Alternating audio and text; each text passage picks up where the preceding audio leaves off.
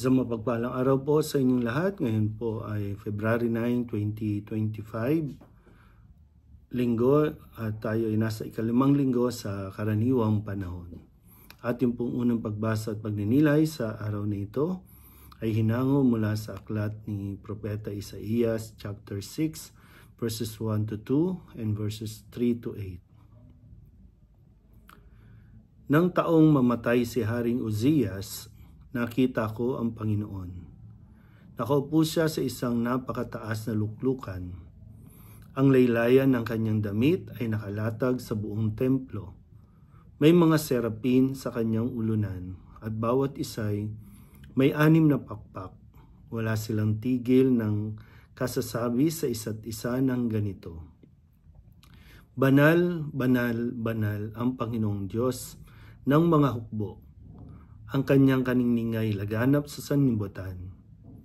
Sa lakas ng kanilang tinig ay nayanig ang pundasyon ng templo at ang loob nito ay napuno ng usok. Sinabi ko, kawawa ako, marumi ang aking labi at naninirahan sa piling ng mga taong marurumi rin ang labi. Mapapahamak ako pagkat ako'y isang makasalanang nakakita sa Panginoon, ang makapangyarihang hari. Pagkatapos may isang seraping sumipit ng baga sa dambana at lumipad na patungo sa akin.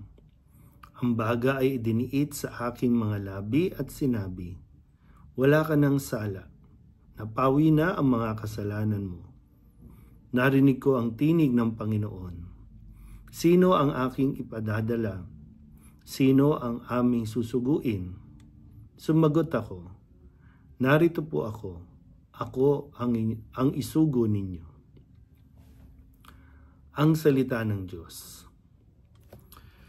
Muli po, isang mapagpalang araw sa inyo pong lahat at tayo ngayon ay nasa ikalimang linggo ng karaniwang panahon at muli atin pong narinig sa ating unang pagbasa ang pahayag mula sa aklat ni Propeta Isaías kung saan naririto ang kanyang pagtugon sa panawagan ng Diyos. Sabi nga, sino ang aking ipadadala at aking susuguin? Ito po yung para magpahayag ng salita ng Diyos, ipahayag sa mga tao, parating ang kanyang mensahe.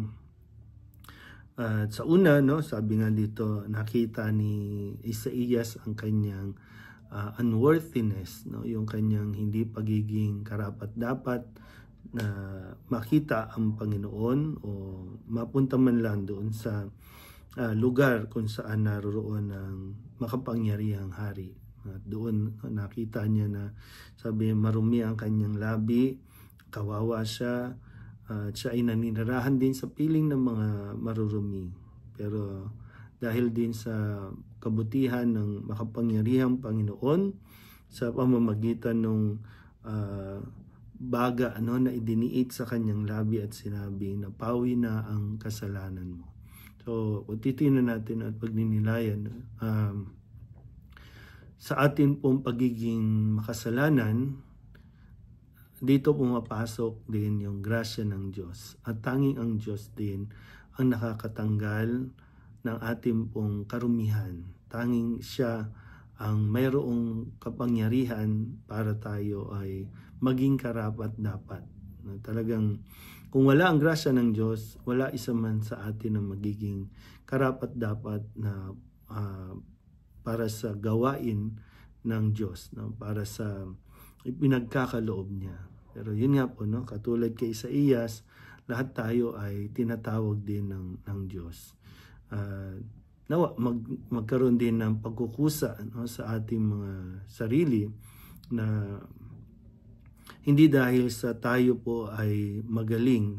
Minsan kasi kapag ang isang tao bilib na bilib sa sarili, imbang sa ang tingin niya sa kanyang sarili ay talagang siya lamang ang nararapat, doon tayo nagkakaproblema.